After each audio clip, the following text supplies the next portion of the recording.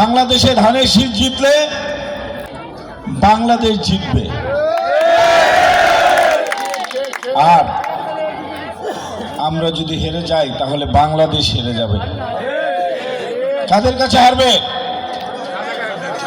স্বাধীনতা বিরোধীদের কাছে হারবে, বাংলাদেশের যারা বিরোধিতা করেছে তাদের কাছে হারবে।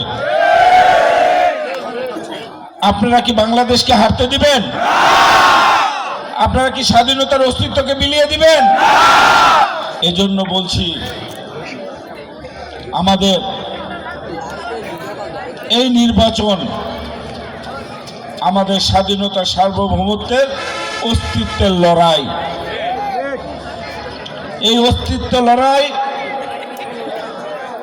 এই লড়াইয়ে আমাদেরকে জিততে হবে। ইনশাল্লাহ আমরা জিতব, ইনশাল্লাহ। আল্লাহ তাআলার রহমতে, আল্লাহ তাআলার ইশারায়, আল্লাহ তাআলা যদি আমাদেরকে ভালোবাসে, অবশ্যই আল্লাহ তাআলা আমাদেরকে জয়যুক্ত করবে, আমাদেরকে প্রতিনিধি বানাবে। ক্ষমতার মালিক কে? আমরা বিশ্বাস করি ক্ষমতার মালিক আল্লাহ।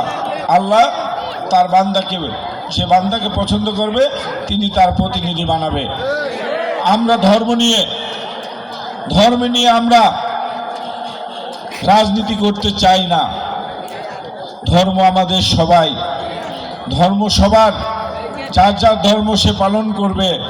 কিন্তু আপনি একটা ভোট দিলে জান্নাতে যাবেন এরকম যদি কথা বলে, তাহলে বুঝতে হবে তারা ধর্মকে বিক্রি করে জান্নাতে যাওয়া তো তারা ক্ষমতায় যেতে চায়। ক্ষমতায় তো যাবেই না, বরঞ্চ এই সব অপকর্মের কারণে জাহান্নামে যাবে।